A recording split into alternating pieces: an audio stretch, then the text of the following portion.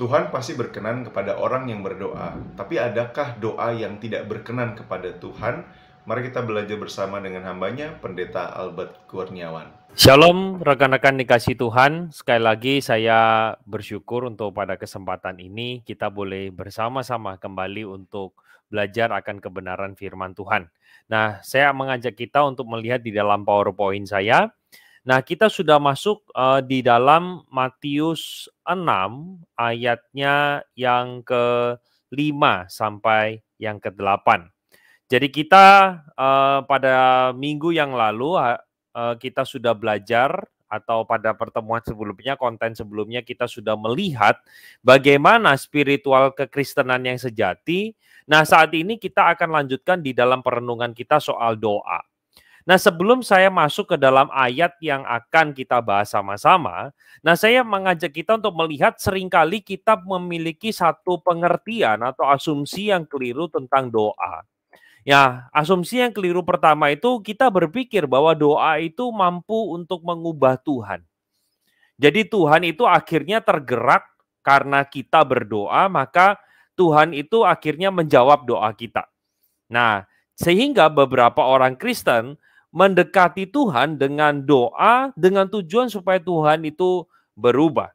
Nah, yang kedua adalah banyaknya orang berdoa itu dan juga banyaknya kata-kata yang kita ucapkan di dalam doa itu kita berpikir Tuhan akan tergerak untuk menjawab doa kita.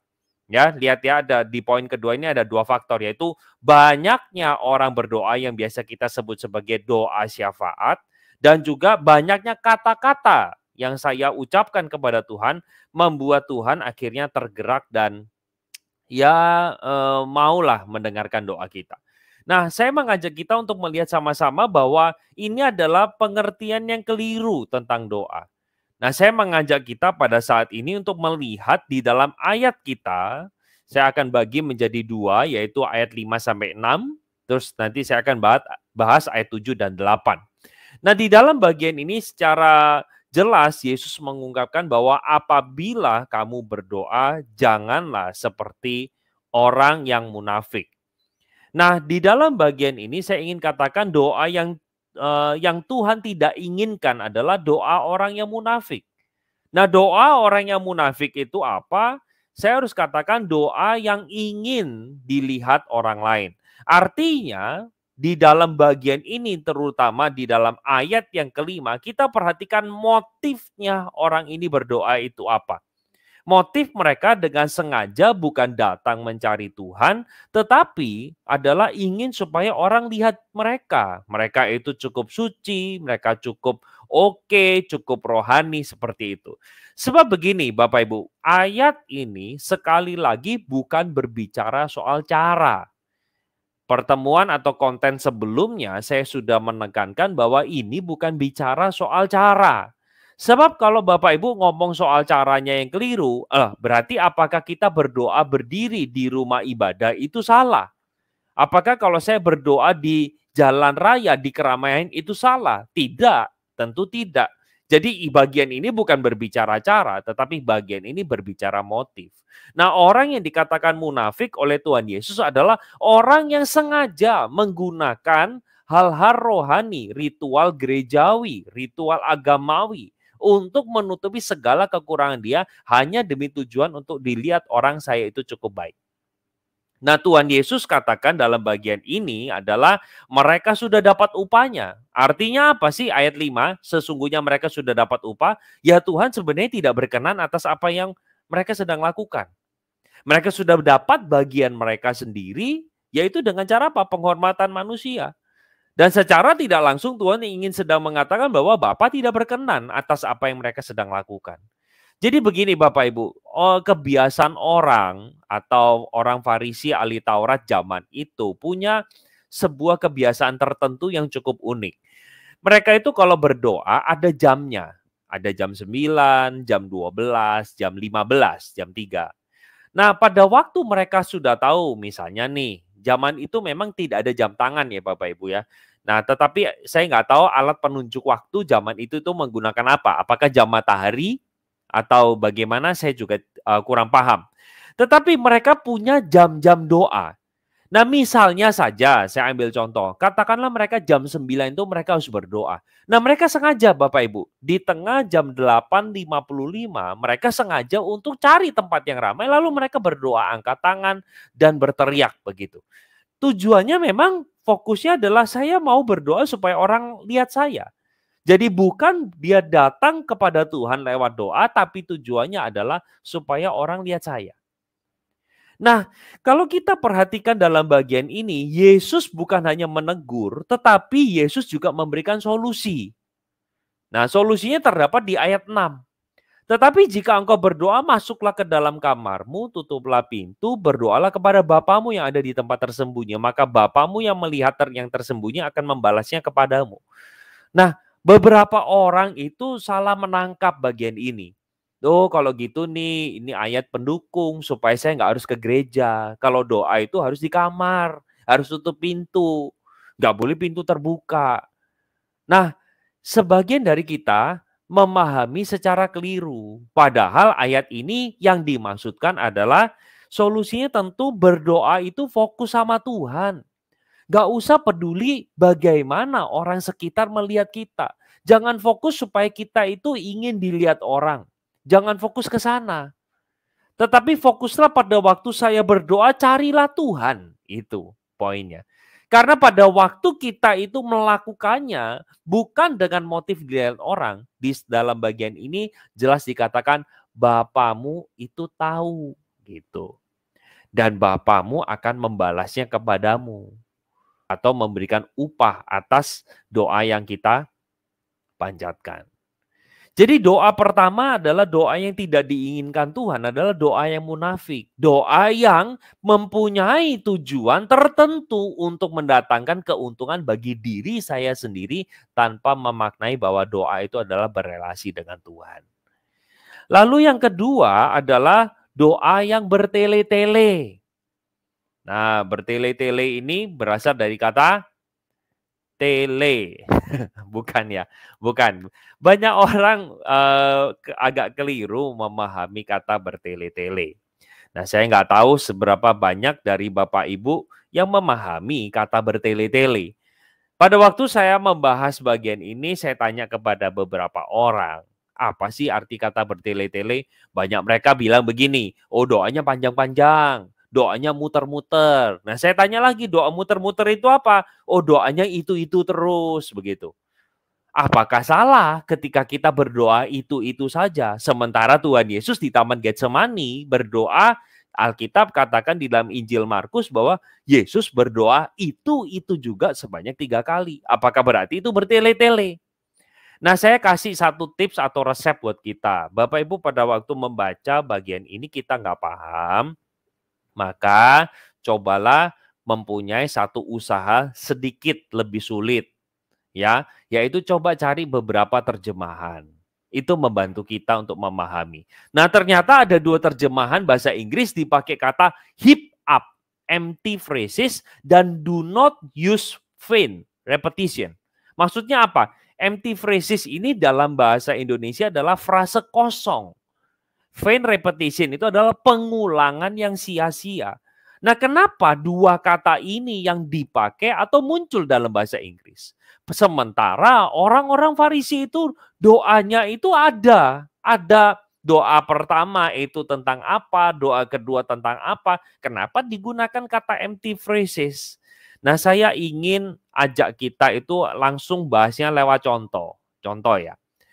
Coba Bapak Ibu ingat sebelum masa pandemik ketika kita hadir ke gereja, lalu gereja menyediakan ramatama untuk kita boleh santap bersama dan bersekutu antara saudara seiman. Nah, biasanya ya, kalau di gereja saya itu sebelum orang-orang itu makan, maka biasanya ada dipimpin oleh orang tertentu atau rohaniwan, yuk kita pimpin doa makan. Terus berdoa, ya. Berdoa bersyukur untuk makanan ini dalam nama Tuhan Yesus, amin. Oke, Bapak Ibu, setelah itu Bapak Ibu ngantri untuk ambil makanan. Pertanyaan saya, setelah ngantri ambil makanan, duduk, apa yang Bapak Ibu lakukan? Kebanyakan yang saya lihat ya, observasi saya, doa lagi. Pertanyaannya kenapa berdoa lagi? Apakah doa yang tadi bersama dengan dipimpin itu dia tidak berdoa? Kecuali dia tidak berdoa, saya paham. Tetapi kalau dia juga mengaminkan apa yang didoakan, pertanyaan saya, kenapa dia tadi berdoa? Selalu ketika pertanyaan ini saya ajukan, mereka mengatakan ya supaya afdol, karena itu kebiasaan. Itulah yang dimaksud dengan vain repetition atau empty phrases.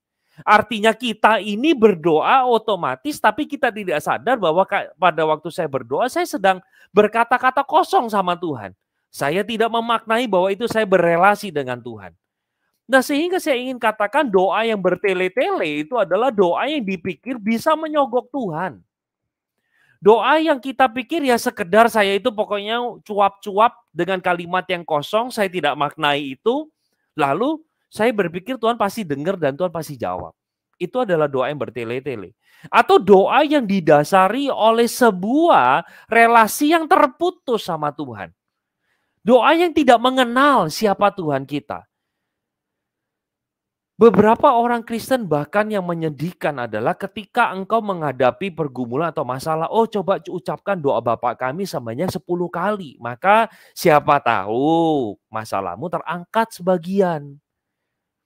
Nah, bukankah itu yang dikritik oleh Tuhan Yesus?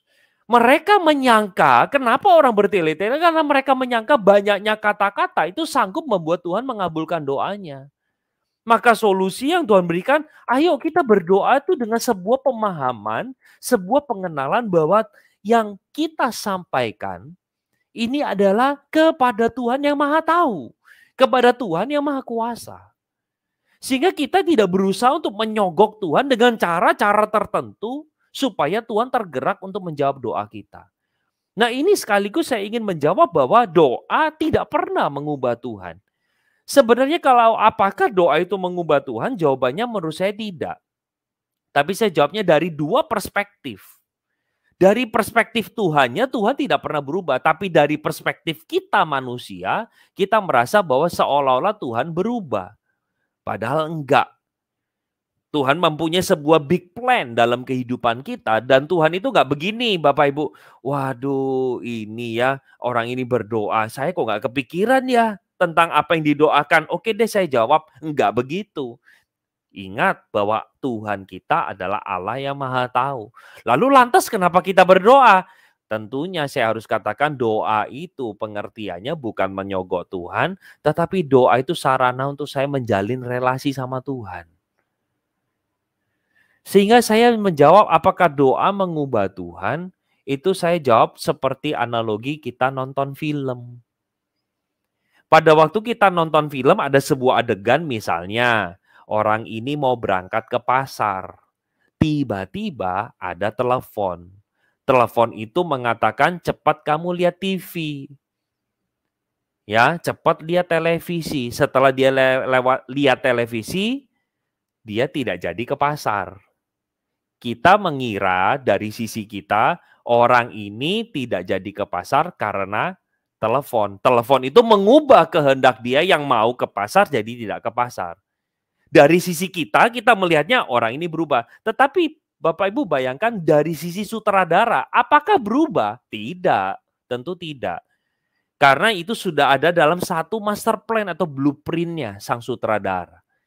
Jadi Bapak Ibu ketika kita berdoa, kita bukan sedang menyogok Tuhan. Tetapi kita datang kepada Dia untuk menunjukkan bahwa aku butuh engkau, ketergantungan kita kepada Tuhan yang kita akhirnya sampaikan di dalam doa itu. Doa jadi merupakan sebuah pengenalan atau berdoalah dengan sebuah pengenalan akan Tuhan yang benar. Jadi Bapak Ibu kalau kita berdoa tanpa kita sertai juga pengenalan akan Tuhan lewat firman, saya kira ada yang salah. Nanti doa kita akan menjadi keliru. Kita akan meminta supaya Tuhan berkati karena saya ini mau nyontek. Tuhan berkati saya ketika saya ingin melakukan dosa. Tuhan tolong berkati saya ketika saya ingin menyogok orang tertentu supaya bisa menang tender. Nah dari sana saja kita sudah berdoa secara keliru karena bagaimana mungkin kita minta permisi sama Tuhan ketika kita ingin melakukan sebuah pelanggaran, sebuah kejahatan dan sebuah dosa di hadapan Tuhan. Maka dari itu kita melihat bersama-sama bahwa doa yang Tuhan inginkan adalah doa dengan sebuah ketulusan bukan kemunafikan. Doa yang dibangun di atas pengenalan akan Tuhan, bukan doa untuk menyogok Tuhan supaya Tuhan harus menjawab apa yang menjadi mau kita. Semoga materi atau konten pada saat ini boleh menolong kita memahami Matius 6 ayat 5 sampai 8. Tuhan Yesus memberkati. Kita masuk sekarang ke dalam tanya jawab. Terima kasih Pendeta Albert, penjelasan yang sangat singkat tapi benar-benar langsung dapat penjelasan yang tepat ya menurut saya. Ya. Ada 2 poin yang saya garis bawahi, bahwa kalau kita berdoa fokus pada Tuhan, jangan pada respon orang-orang di sekitar. Ya, Dan yang kedua betul. tadi, berdoalah dengan membangun relasi dengan pengenalan akan Tuhan. Kiranya Tuhan memberkati kita sekalian, dan saya akan menyampaikan beberapa pertanyaan dari rekan-rekan kita yang setia mengikuti acara ini dan mungkin ingin mendapatkan jawaban yang tepat dari Pendeta Albert malam hari ini. Mohon kesabaran untuk menjawabnya. Baik, yang pertama begini, apakah berdosa jikalau berdoa dengan hati yang terpaksa karena kewajiban atau dipaksa berdoa di perkumpulan? Dapat ditangkap Pak Albert? Iya, iya.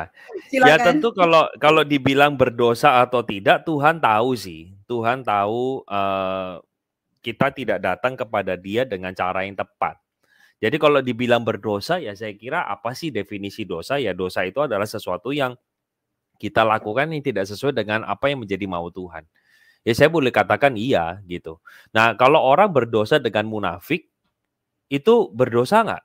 Ya berdosa. Tuhan Yesus kan bilang janganlah berdoa seperti orang munafik. Kalau kamu berdoa seperti orang munafik, berarti ya kamu punya tujuan tertentu. Nah orang yang misalnya dipaksa untuk berdoa di tengah sebuah komunitas, ya bisa jadi Tuhan intinya Tuhan melihat motifnya.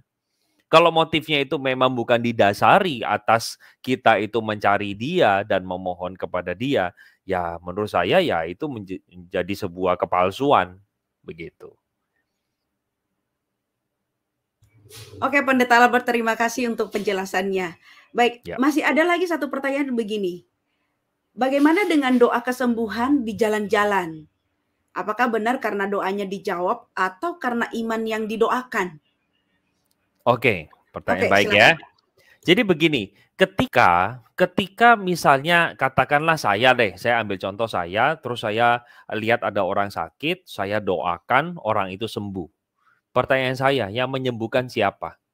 Apakah karena saya yang berdoa atau karena Tuhan yang memakai saya lewat doa saya? Saya kira jawabannya adalah nomor 2, bukan saya yang menyembuhkan, bukan, tetapi Tuhan yang berkenan untuk memakai saya. Nah kita Bapak Ibu jangan GR. Jangan GR, wih gila saya Albert Kurniawan punya kuasa untuk menyembuhkan. Saya bisa ini. Enggak boleh kita. Karena bagi saya pribadi, kuasa kesembuhan datang dari Tuhan, enggak berhak kita untuk klaim itu atas jasa atau usaha saya. Gitu. Karena belum tentu di lain waktu ketika kita berdoa, lalu maksudnya ketika kita mendoakan orang sakit, ya kita nggak bisa klaim bahwa itu nanti pasti sembuh. Kalau semua cara kerjanya begitu, Bapak Ibu ya, lewat doa semua orang sembuh, ya udah, nggak usah ada dokter. Tuhan nggak perlu pakai orang-orang seperti dokter untuk melayani masyarakat, nggak perlu. Bahkan saya harus katakan tidak perlu ada semua profesi dalam dunia ini. Karena kalau ujung-ujungnya sekedar hanya lewat doa dan kita minta Tuhan kabulkan, ya misalnya saya mau bangun gereja, nggak usah kontraktor. Biarkan Tuhan yang membangunnya, ya kan nggak bisa. Jadi selalu saya melihat doa itu saya memahaminya bagaimana itu sarana saya mengenal Dia. Bagaimana sebagai sarana saya mengungkapkan syukur saya, dan sebagai sarana untuk saya mengungkapkan betapa saya bergantung dan butuh Dia. Begitu sih. Sehingga memang aspek doa itu yang saya imani adalah ora et labora. Artinya pada waktu kita berdoa, jangan lupa bekerja. Tapi kita bekerja, jangan lupa berdoa. Nah, 2 unsur ini kalau hilang salah satu, itu menjadi aneh. kita berdoa tanpa bekerja, artinya orang malas. Cuma doa doang, tapi nggak pernah bekerja, tidak pernah mengusahakan, padahal Tuhan kasih akal budi. Orang yang bekerja tanpa berdoa, orang yang sombong dan arogan. Sehingga dia merasa dengan kekuatan, pengalaman, kehebatan, kepandaian, semua yang saya miliki, saya bisa melakukan apa yang saya mau. Nah, seharusnya ora et labora itulah yang terjadi perpaduan ketika saya berdoa dan saya padukan dengan usaha, di sanalah Tuhan bekerja. Gitu. Oke Pak, terima kasih Pendeta Albert untuk penjelasannya. Saya rasa saya akan membacakan yang dari YouTube dulu ya. Ada pertanyaan di YouTube, mungkin Bapak juga udah bisa lihat atas nama Bapak Roni Hendro. Bisakah doa untuk negosiasi dengan Tuhan?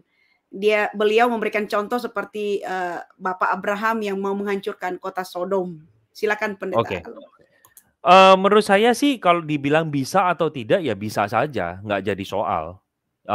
Menurut saya ini merupakan satu ungkapan dari Abraham betapa dia memohon, betapa dia itu kayak punya satu belas kasihan terhadap Sodom begitu loh. Sampai negosiasi itu di angka 10.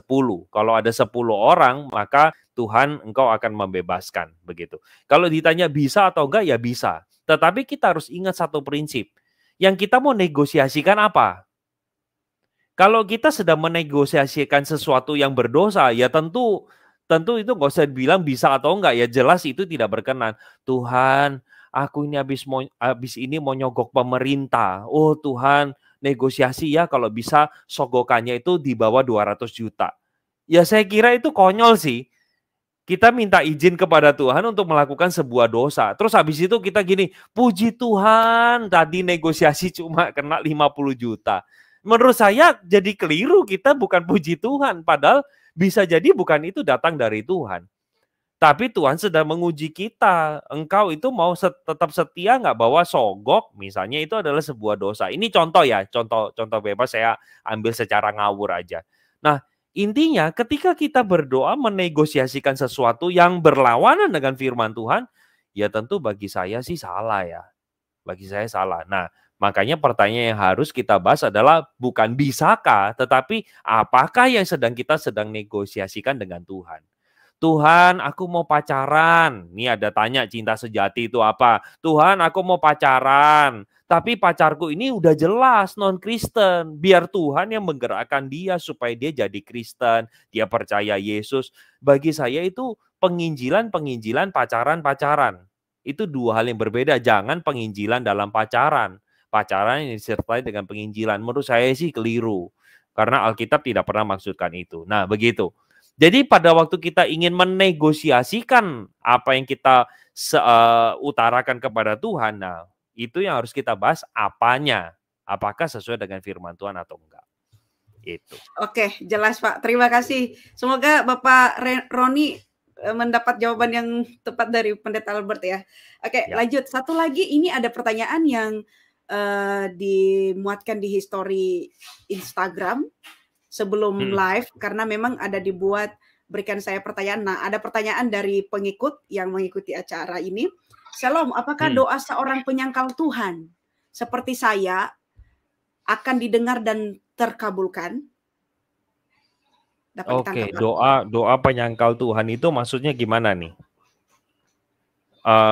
Apakah mungkin dari seorang yang tidak percaya kepada Tuhan, begitu kali ya? Nah, kalau saya mau katakan begini, Tuhan itu mendengar semua doa orang, ya, mendengar semua doa orang. Pertanyaannya apakah dia itu menjawabnya iya, itu saya kira enggak. Nah, tetapi pertanyaannya kalau doa dari orang yang tidak percaya kepada Tuhan Yesus, apakah Tuhan dengar? Kalau saya lihat ya, saya jawab dari Alkitab. Menurut saya koreksi kalau misalnya saya salah. Saya juga siap untuk belajar, tetapi dari pengamatan saya di dalam Alkitab, bisa jadi itu menjadi sebuah anugerah umum yang Tuhan boleh berikan kepada semua orang. Seperti layaknya Tuhan mendatangkan hujan kepada orang jahat dan orang baik, Tuhan menerbitkan matahari kepada orang jahat dan orang baik, ada kalanya Tuhan itu memberikan anugerah khusus maksudnya anugerah umum untuk mereka yang berdoa begitu. Misalnya dari agama non-Kristen dia berseru kepada Tuhan, akhirnya dia mendapatkan kesembuhan secara mujizat mungkin begitu ya. Itu bisa jadi. Saya bilang bisa jadi dari Tuhan, tapi bisa jadi enggak loh ya. Enggak selalu bahwa itu dari Tuhan. Nah, tetapi apakah Tuhan bisa mendengar doa seorang yang penyangkal? Loh, kenapa enggak? Kalau nanti saya bilang enggak bisa, katanya dia maha. Begitu. Jadi kalau saya bilang ada possibility bahwa ada kemungkinan bahwa Tuhan itu juga mendengar doa orang yang tidak percaya. Begitu. Terima kasih Pendeta Albert untuk penjelasannya. Saya akan membacakan ada pertanyaan dari YouTube. Boleh ditampilkan atas nama Ratna ya, Surbakti, ini saudari atau ibu. Selamat malam Pak, bagaimana kalau hati kita masih marah kepada seseorang? Apakah kita boleh berdoa saat hati kita masih marah? Atau menunggu hingga hati kita sudah tidak marah baru kita berdoa? Oke, ini mungkin good. kadang-kadang Good point. sebentar, kadang-kadang dalam keluarga ya suami istri misalnya cekcok gitu, tapi kan mereka harus misalnya ada doa pagi atau doa malam. Itu bagaimana Pendeta Albert? Mungkin ini bisa disambungkan, silakan. Ya. Terkadang ya Bapak Ibu dalam situasi seperti itu tuh apakah kita boleh berdoa? Bagi saya sih boleh ya. Kalau Bapak Ibu melihat di dalam kitab Mazmur, itu adalah doa pergumulan dari tokoh-tokoh Alkitab. Adakah doa penuh dengan kesedihan? Ada. Adakah doa dengan penuh kebencian? Ada. Doa yang berseru untuk meminta penghukuman atas musuh-musuh yang telah menjolimi mereka. Menurut saya ada. Gitu. Jadi Tuhan kita itu bukan Tuhan yang gini, wah kamu harus sempurna baru kamu datang ya sama aku. Enggak pernah. Karena dia tahu kita tidak pernah sempurna. Itu sebabnya ketika kita datang sama Tuhan, ya, kita itu kayak sudah terkondisi bahwa aku tahu Tuhan, aku ini salah. Bapak Ibu, kalau saya itu misalnya lagi marahan gitu ya sama pasangan saya, istri saya. Itu kalau udah mau doa sebelum tidur ya, itu nggak bisa loh ngucapin itu dengan kayak biasanya, nggak bisa. Saya tahu ada sesuatu yang mengganjal di dalam hati saya. Nah, kadang justru momen doa itulah saya mengaku sebelum saya berdoa, saya mengaku sama istri saya, ya saya salah sih tadi. Saya minta ampun, yuk kita datang sama Tuhan. Jadi Tuhan kita itu adalah Tuhan yang menerima kita apa adanya. Tidak menunggu kita itu sempurna baru kita boleh berdoa sama Dia. Enggak, Bapak Ibu. Nah, sedangkan saya ingat ada beberapa agama tertentu ketika kita mendatangi Tuhannya harus dengan pakaian tertentu atau bahkan menggunakan jubah tertentu supaya dianggap menjadi requirements. Jadi memenuhi syarat dan ketentuan berlaku. Jadi kalau datang dengan apa adanya kayaknya nggak diterima. Tapi saya sangat sedihkan Bapak Ibu, memang di dalam kekristenan beribadah atau berdoa itu tidak ada aturan harus pakai baju apa, pakai celana apa, sikapnya bagaimana, benar nggak? Nggak ada tulisan, oh kalau kamu berdoa itu harus berdiri, terus miring 30 derajat, tangannya harus dilipat, nggak ada, sama sekali nggak ada. Bahkan ajaran dari guru sekolah minggu doa itu harus lipat tangan, tutup mata. Nah, nggak ada, sebenarnya itu nggak ada kan di dalam Alkitab. Nah, tapi kita kadang karena tidak diatur, kita sorry to say, suka sembarangan. Maaf ya Bapak Ibu, berapa banyak sih orang Kristen yang ketika berdoa dia angkat kaki merasa, Tuhan, aku ini. Saya bukan bilang doa angkat kaki itu salah, bukan. Poinnya bukan itu. Tetapi apakah kita pernah sadar nggak sih waktu saya berdoa, saya ini menghadap siapa? Saya berbicara kepada siapa? Begitu. Memang Tuhan kita itu raja di atas segala raja. Ada aspek saya maaf kata pakai istilah sedikit teologis yaitu transenden. Transenden itu jauh. Tapi memang ada aspek juga imanen di mana Allah itu dekat. Nah, Bapak Ibu, kita boleh dekat sama Tuhan, tapi jangan kurang ajar gitu loh maksud saya. Nah, saya itu kadang suka lihat beberapa orang ke gereja, maaf ya, yang wanita, itu baju atas ke bawah, yang bawah ke atas, ngerti?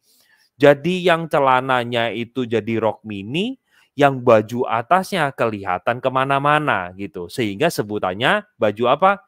You can see gitu. Baju you can see. Menurut saya tidak pada tempatnya begitu loh dipakai gitu. Itu sih kalau saya lihat ya kita perlu untuk menjagalah ya. Jadi Tuhan memang menerima kita apa adanya. Tidak harus tunggu kita itu sempurna baru kita boleh datang menghampiri Dia. Oke, Pendeta Albert, terima kasih untuk penjelasannya. Kita sudah menggunakan waktu dan memang sebenarnya ada beberapa pertanyaan, tapi saya rasa saya sudah merangkum atau sudah menyampaikan pertanyaan yang hampir sama, mirip-mirip yang ada dalam Instagram. Ada juga yang mungkin Bapak whatever channel itu siapa ini Pak Albert, contoh doa bertel-tel itu gimana? Sepertinya tadi sudah dijelaskan sebelum pada tanya jawab ini, Bapak atau Ibu boleh nanti dilihat kembali di YouTube kita, channel Bara Digital Ministry. Di situ akan lebih sudah dijelaskan dari awal tadi hingga sampai sebelum tanya jawab ini, dan saya harap boleh mengunjungi setelah ini supaya dapat maksudnya contoh doa yang bertele-tele itu ya. Dan jikalau ada statement terakhir Pak yang mau disampaikan kepada pemirsa yang mengikuti acara ini tentang berdoa malam hari ini, silahkan Pendeta Albert sebelum kita tutup dalam doa. Oke, saya ingin mengajak kita Bapak Ibu pada waktu kita berdoa kita punya sebuah kesadaran kita itu menghadap sama Tuhan. Saya hanya ingat Bapak Ibu ya, setiap kali saya berdoa saya mengusahakan untuk pertama paling tidak lipat tangan itu menyadarkan bahwa saya ini adalah hambanya. Itu justru membantu saya untuk mengingat. Saya belajar untuk tidak angkat kaki, begitu. Karena saya ingat Tuhan, saya ini bukan apa-apa dan bukan siapa-siapa. Jadi sebenarnya gestur itu bukan syarat untuk kita datang sama Tuhan, tapi justru bahasa tubuh itu membantu mengingatkan kita tentang siapa Dia dan siapa saya. Saya kira begitu. Jadi Bapak Ibu, mari kita bangun doa kita di atas pengenalan akan Tuhan. Jadi barengi dengan kita membaca firman, jangan cuma kita cerewet sama Tuhan, tapi kita larang Tuhan cerewet sama kita. Tapi mari kita buka hati kita buka telinga kita juga mendengarkan Tuhan juga berbicara lewat firman-Nya. Begitu. Ya, semoga apa yang dibagikan ini boleh menolong kita membangun doa yang baik di hadapan Tuhan. Mari kita masuk di dalam doa. Terima kasih Tuhan untuk kesempatan di saat ini untuk kami boleh belajar kebenaran firman-Mu. Kami tahu kami masih perlu memperbaiki banyak dalam diri kami. Tetapi bersyukur untuk kesempatan di saat ini kami boleh belajar bagaimana seharusnya berdoa. Di minggu-minggu selanjutnya kami akan juga belajar dari doa Bapa kami, bagaimana kami membangun relasi kami dengan Tuhan. Maka dari itu Tuhan, Kau yang boleh bekerja di tengah-tengah setiap kami untuk membawa kami bukan menjadi orang Kristen yang egois, yang hanya menyampaikan doa kami ketika kami butuh, ketika kami susah, ketika kami lagi sedih, ketika kami mengalami satu yang buruk. Tetapi pada waktu kami mengalami segala hal yang baik, apapun segala yang terjadi, kami juga belajar untuk bagaimana mengingat Tuhan. Jadi kami tidak hanya mencari Tuhan ketika susah, tetapi dikala suka pun kami juga tetap mencari Engkau, kami tetap berdoa kepada Engkau, kami mengucap syukur atas segala sesuatu. Terima kasih Tuhan, berkati setiap kami. Dalam nama Tuhan Yesus kami berdoa. Amin. Amin. Terima kasih sekali lagi kepada Bapak Pendeta Albert Kurniawan yang sudah menyampaikan firman malam hari ini. Tuhan berkati Bapak dalam pelayanan keluarga ya. Dan juga kepada seluruh pemirsa yang sudah setia mengikuti acara ini, kami ucapkan terima kasih, tetap setia ikuti. Dan jikalau ada yang baru bergabung, sekali lagi saya mengingatkan, boleh mengunjungi YouTube Bara Digital Ministry supaya pemahaman dan penjelasan dapat semua dengan full ya, supaya jelas seperti itu. Dan saya menghimbau kita semua untuk boleh membagikannya kepada saudara, kepada rekan-rekan kita supaya semakin banyak orang yang terus mempelajari firman Tuhan dengan benar. Besok kita bertemu lagi jam 7 malam. Saya Ena dan rekan-rekan yang melayani di belakang layar mohon undur diri, mengucapkan selamat malam. Tuhan Yesus memberkati. Tuhan Shalom. Yesus memberkati.